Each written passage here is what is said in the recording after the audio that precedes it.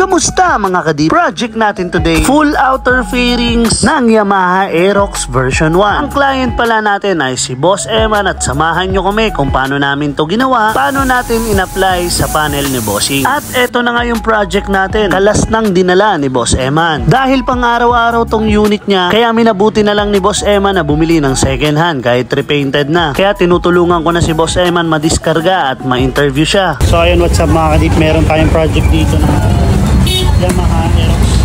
Pangalan ulit, sir? Sir Eman po. Si Sir Eman ay taga saan? QC. Taga QC. So gagawin natin dito, repaint natin, sir, no? Change color siya ng, kasi ito naka-repaint na eh. So i-orange natin na nag-gold, no? Sige, sir. Maraming salamat, sir. Yan po. Pag-uwi.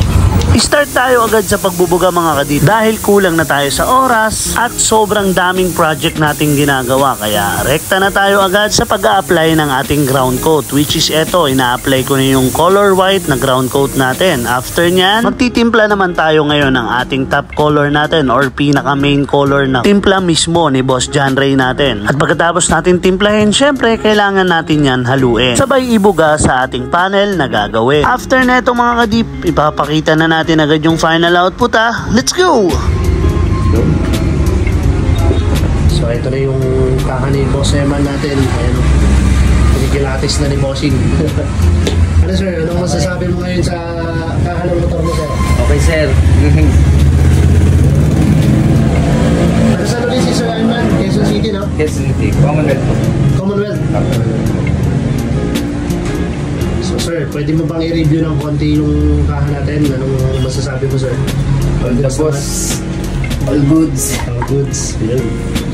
Para siyang hinog na ano bang prutas ang dito?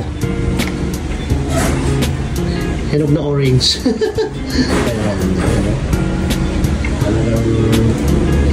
Ito na yung kinalabasan ng pink ni Boss John Ray. So mas light kasi yung gusto niya or mas matingkad daw na pagka-orange. Tapos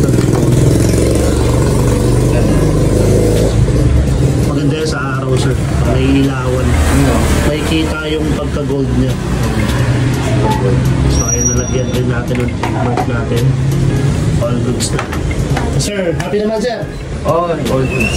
Maraming salamat, sir. Maraming salamat. Baka may shoutout tayo.